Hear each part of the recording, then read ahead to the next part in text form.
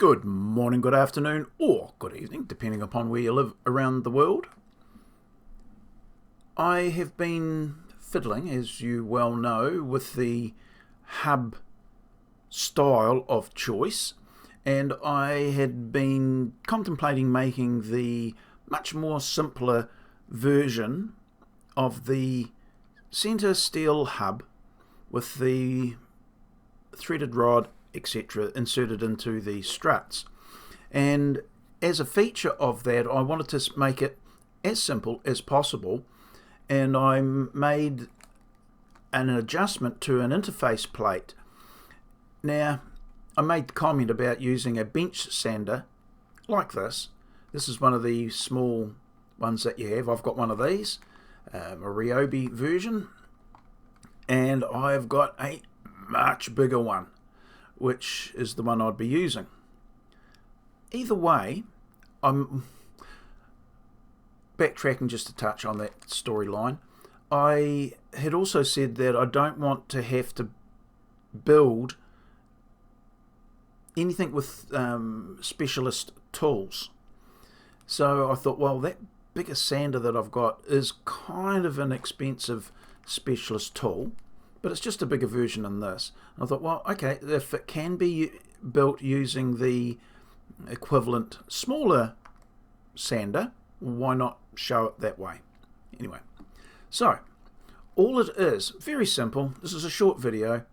This is the earlier version of exactly what I'm doing here, where I contemplated, thought about, oh dear, using the belt part of the sander to create an angled block.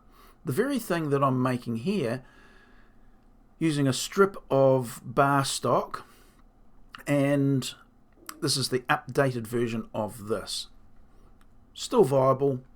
This is better, I think.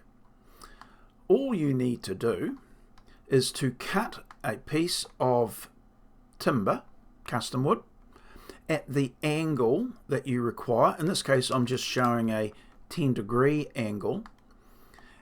And what I've shown also is, I'll just move this along a little bit. I've got a bolt in the end here which registers the plate so that I can get reliable, repeatable positions for my angle plate here, this interface plate shown in purple. I can drill it's just a 6mm bolt, so it's just a registration hole which would be enlarged later on for the actual bolt to go through it, the 10 or 12mm bolt. But, oops, I'll just back up a little bit. All we need to do is on the drop saw, which can be set to a specific angle, whether it be 11.2 or 14.6 or whatever, you can get pretty darn close to the 10th of degrees for your strut. You can cut that block, use it as a interface for the interface, and on your 90-degree, your adjustable guide here, present it up to the sanding disc backwards and forwards until you grind the required angle of whatever size onto the end of the metal section there. Sorry for all the hesitation. I'm just trying to work through how to word it, giving it the items titles and words. Anyway, so that would be so simple. Now you would probably pay to get rid of your wood sanding papers or discs and set it up with a proper metal type sanding disc. Also worthy of consideration, be careful that you don't have dust already in the machine from your woodworking efforts, and with the spark set the whole damn thing on fire. I had that running in the back of my mind when I used my big machine, brand new, and I did a trial run of this very thing, and I think, ooh, lucky it's still brand new and isn't full of dust, and it being enclosed to pick up said dust, you've got to be darn careful that you've had a good clean, or you set up a different system for grinding this. One of those linishing belts that goes on an angle, a bench grinder, may actually be the wiser choice.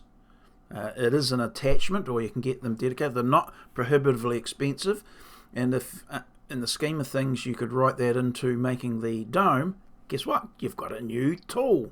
Yay! Where's the downside in that?